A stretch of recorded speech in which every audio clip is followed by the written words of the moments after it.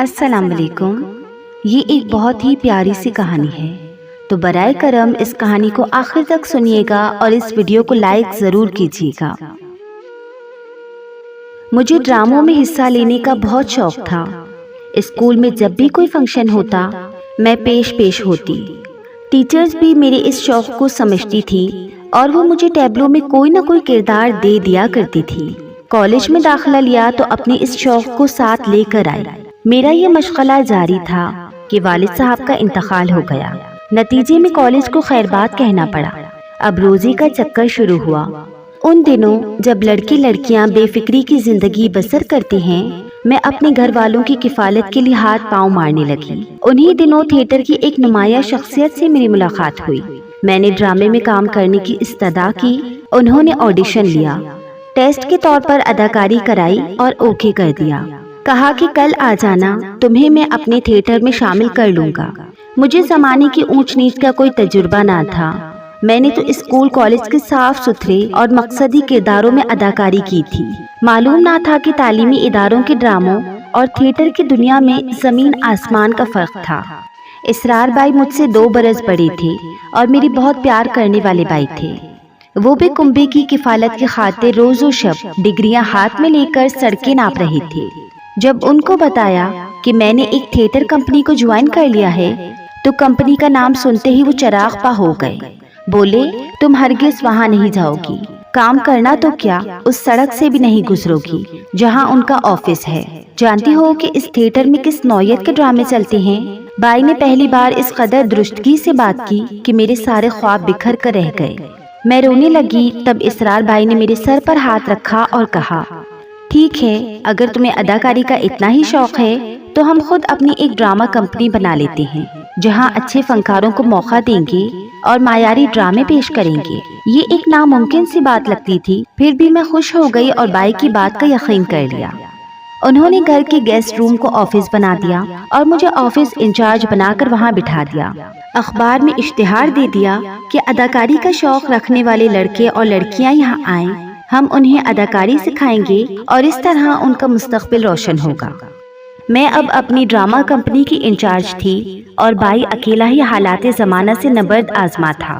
وہ مجھے نوکری کی تلاش میں دھول بھری سڑکوں پر دھکے کھانے سے بچانا چاہتا تھا۔ میری دل جوئی کے لیے شام کو میرے ساتھ آفس میں بیٹھتا اور یوں شوقی اداکاری جاری تھا۔ ہمارے محلے کے کچھ لڑکے اور لڑکیاں بھی ہماری ڈرامٹک سوسائٹی کے ممبر بن گئے۔ ہم وقتاً فوقتاً ڈرامہ کراتے، اسکرپٹ ہمارے ممبر لکھتے جنہیں ڈرامہ لکھنے کا شوق تھا۔ یوں ہمارا ایک حلقہ بن گیا۔ آہستہ آہستہ ہماری ڈرامٹک سوسائٹی مشہور ہوتی گئی۔ ہمیں اپنے نئے ڈرامہ کے لیے نئے چہروں کی تلاش تھی۔ اخبار میں اشتہار دیا تو اگلی صبح 2 لڑکیاں انٹرویو دینے آ گئیں۔ ایک نے اپنا نام زارا اور دوسری نے شازیہ بتایا۔ شازیہ کافی خوبصورت اور سلجھی ہوئی تھی اور کسی اچھے گھرانے کی لگتی تھی، تاہم غربت دور کرنے کو وہ ادھر آ گئی تھی۔ زارا اس کی سہیلی تھی۔ وہ شازیہ سے کافی مختلف تھی، فیشنیبل اور بے باک قسم کی۔ دونوں میٹرک کی طالبات تھیں اور اداکاری کے شوق میں یہاں آ گئی تھی۔ مجھے شازیہ کے رکھ رکھاؤ اور معصومیت نے متاثر کیا۔ تھوڑی سی گفتگو ہوئی۔ ان کی اداکاری کی صلاحیت جانچنے کی خاطر اگلے دن انہیں پھر بلا لیا۔ دوسرے روز شازیہ آ گئی، لیکن کسی وجہ سے زارا نہ آ سکی۔ اس روز میں نے شازیہ سے تفصیلی بات کی۔ اس نے بتایا کہ اسے تھیٹر میں کام کرنے کا کوئی خاص شوق نہیں، لیکن زارا کے اکسانے پر آ گئی ہے۔ اس کی زندگی کا مقصد اداکار بننا نہیں ہے، وہ تعلیم حاصل کرنا چاہتی ہے۔ اس کی باتوں سے اندازہ ہو گیا کہ وہ ایک بھولی بھالی لڑکی ہے اور بہت جلد کسی کی جال میں پھنس سکتی ہے۔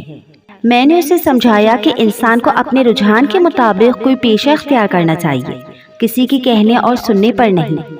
لہٰذا تم اپنی تعلیم جاری رکھو اور اداکاری کے میدان میں فی الحال قدم نہ رکھو۔ تمہاری عمر ابھی چھوٹی ہے، یہاں قدم قدم پر دھوکے ہیں۔ تم ابھی صرف 15 برس کی ہو۔ اگر اداکاری کو پیشے کے طور پر اپنانا بھی ہے تو ابھی عمر پڑی ہے، ذرا سمجھدار ہو جاؤ، پھر ادھر کا رخ کرنا۔ جانے کیوں میں نہیں چاہتی تھی کہ شازیہ کسی تھیٹر کا رخ کرے۔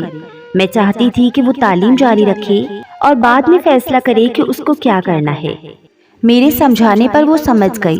غالباً وہ خود بھی یہی چاہتی تھی۔ اس نے دوبارہ ہماری ڈرامٹک سوسائٹی کا رخ نہ کیا۔ البتہ وہ کبھی کبھی مجھ سے ملنے ضرور آتی تھی اور بہت محنت اور لگن سے پڑھائی کر رہی تھی۔ اس کا خواب ڈاکٹر بننے کا تھا، لیکن وہ چونکہ بے حد غریب گھرانے کی لڑکی تھی، لہٰذا FSC کرنے کے بعد نرسنگ میں داخلہ لے لیا اور پھر نرسنگ ٹریننگ میں مشغول ہو گئی۔ زارا البتہ دن کی پکی نکلی، وہ ہمارے آفس آتی رہی۔ اس نے بہت اصرار کر کے ہمارے ایک ڈرامے میں ایک کردار حاصل کر لیا اور خوب نبھایا، اپنی اداکاری کے جوہر دکھائے اور پھر اسے وقتاً فوقتاً کردار ملنے لگے۔ اس دوران شازیہ نے ٹریننگ مکمل کر لی اور ایک ہسپتال میں بطور نرس ملازمت کر لی۔ وہ اپنی ملازمت سے مطمئن نہ تھی، کہتی تھی تنخواہ کم اور محنت زیادہ ہے۔ 2 سال کام کرنے کے بعد بالآخر اسے کویت جانے کا موقع مل گیا۔ وہ جاتے ہوئے ہم سے مل کر گئی اور وعدہ کیا کہ رابطہ رکھے گی۔ شازیہ امی جان کو بھی بہت پسند تھی، انہوں نے اسے بہو بنانے کا فیصلہ کر لیا تھا۔ وہ اس کے کویت جانے سے قبل اس کے گھر جا کر شازیہ کے والدین سے اسرار بائی کے لیے بات پکی کر آئیں۔ شادی 2 سال بعد ہونا قرار پائی۔ اس دوران اس نے نہ صرف مجھ سے بلکہ اسرار بائی سے بھی رابطہ رکھا، کیونکہ میرا بھائی شازیہ کو بہت چاہنے لگا تھا، بلکہ وہ اس کا دیوانہ ہو گیا تھا، یہ کہوں تو صحیح ہوگا۔ ہماری ڈرامیٹک سوسائٹی کی طرف سے ایک ڈرامہ پیش کرنے کے لیے تیار تھا۔ تاریخ پہ اناؤنس ہو چکی تھی کہ اچانک ہیرو صاحب بیمار پڑ گئے اور اس اسٹیج ڈرامہ کی ہیروئن زارا تھی۔ ڈرامہ پیش ہونے میں صرف 1 دن باقی تھا۔ اس کا اسکرپٹ اسرار بائی نے لکھا تھا۔ اب اس کے سوا کوئی چارہ نہ تھا کہ اسرار بائی خود ہیرو کا کردار سنبھال لے، کیونکہ انہیں مکالمے ازبر تھے اور ریہرسل بھی وہی کراتے رہتے تھے۔ ہیرو کی جگہ انہوں نے سنبھال لی اور وقت پر ڈرامہ پیش کر دیا گیا، جو بہت کامیاب رہا۔ اس ڈرامے کے آخر میں انجام کار ہیرو اور ہیروئن کی شادی ہو جاتی ہے۔ اس سین کی کافی تصاویر لی گئیں، جس میں زارا دلہن بنی بیٹھی تھی اور اسرار بائی دلہا بنے ہوئے تھے۔ یہ محض ایک سین تھا ڈرامے کا، مگر اس سین نے ایسے قیامت ڈھائی کہ اسرار بائی کی دنیا اجڑ گئی۔ شاید کسی کو یقین نہ آئے، تاہم یہ ایک تلخ حقیقت ہے۔ کئی دن سے ہم کویت میں شازیہ سے رابطہ کر رہے تھے، اس کا کوئی جواب نہ آتا تھا۔ اچانک ہی اس نے تمام رابطے ختم کر دیے تھے اور وجہ بھی نہ بتائی تھی۔ ہم پریشان تھے، خاص طور پر اسرار بائی حد درجہ مضطرب تھے۔ ان کے گھر والوں سے رابطہ کیا، انہوں نے بھی فون بند کر دیا۔ سمجھ میں نہیں آ رہا تھا کہ کیا ہوا ہے۔ زارا سے صورتحال بیان کی، وہ بولی اب آپ لوگ شازیہ کو بھول جائیں، کیونکہ اس نے وہاں ایک دولت مند آدمی سے بندھن باندھ لیا ہے۔ اس کے ساتھ ہی زارا نے مجھے اشاروں میں اندھیا دیا کہ اسرار کو راضی کرو، وہ مجھ سے شادی کر لے، کیونکہ تمہارا بھائی ہیرا ہے، اور اگر اس نے مجھے قبول کر لیا تو میں خود کو دنیا کی خوش قسمت ترین لڑکی سمجھوں گی۔ زارا ایک عام سی لڑکی تھی، وہ مجھے اور بھائی کو کسی طرح بھی متاثر نہ کر سکی تھی۔ امی جان اسے بالکل پسند نہیں کرتی تھی۔ میں نے اس بات پر کان نہیں دھرے، وقت گزرتا رہا۔ 4 سال بیت گئے۔ بالآخر والدہ کے اصرار پر بھائی کو اپنے ہی خاندان کی ایک لڑکی سے شادی کرنی پڑی۔ سمیرا میٹرک پاس تھی، مگر گھریلو اور سگھر لڑکی تھی۔ امی کا بہت خیال رکھتی تھی۔ اس کے آنے سے ہمارے گھر کے سکون میں اضافہ ہوا۔ بھائی جان نے بھی اسے قبول کر لیا، اگرچہ ان کے دل سے شازیہ کا نقش مٹا نہیں تھا۔ ان دنوں بابی جان اپنے تیسرے بچے کے جنم کے سلسلے میں ہسپتال میں داخل تھی کہ وہاں بابی کے کمرے میں ایک نرس کی ڈیوٹی لگی۔ یہ جانی پہچانی صورت تھی۔ میں نے غور کیا تو حیرت زدہ رہ گئی۔ یہ شازیہ تھی، وہی لڑکی کہ جسے میں ہی نہیں، بھائی بلکہ سارا گھر ابھی تک اسے نہیں بھولا تھا۔ میری اس سے باتیں ہوئی تو حقیقت کھلی کہ اس نے کیوں ہم سے رابطہ ختم کیا تھا۔ اس نے بتایا کہ اس کی دوست زارا نے اسے ایک تصویر کویت ارسال کی تھی، جس میں اسرار دلہا اور وہ دلہن بنی ہوئی تھی۔ زارا نے ساتھ خط بھی تحریر کیا تھا کہ اس کی شادی اسرار سے ہو گئی ہے، لہٰذا استدعا ہے کہ اب تم اس سے رابطہ نہ کرنا اور اس کا خیال دل سے نکال دینا، ورنہ ہم دونوں کی زندگی برباد ہو جائے گی۔ اپنی سہیلی کی التجا اور تصویر دیکھنے کے بعد اس نے یہی فیصلہ کیا کہ اب اسے اپنی سہیلی اور اسرار دونوں کو ڈسٹرب نہیں کرنا چاہیے اور ہمیشہ کے لیے ان کی زندگی سے نکل جانا چاہیے۔ اس نے اپنے والدین کو بھی سختی سے ہدایت کر دی کہ اسرار نے اس کے ساتھ بے وفائی کی ہے، لہٰذا اب ان لوگوں کے ساتھ بالکل واسطہ نہیں رکھنا ہے، اور اگر ملنے کی کوشش کریں یا فون کریں تو نہ ہی ملنا اور نہ ہی کسی فون کا جواب دینا۔ جب تصویر کا اصل رخ سامنے آیا تو اسرار بھائی بہت روئے، لیکن اب کیا ہو سکتا تھا؟ بے شک شازیہ نے شادی نہیں کی تھی، لیکن اب ان کے درمیان بابی سمیرا کے ساتھ ساتھ ان کے 3 معصوم بچے حائل ہو چکے تھے، لہٰذا اب کچھ نہیں ہو سکتا تھا۔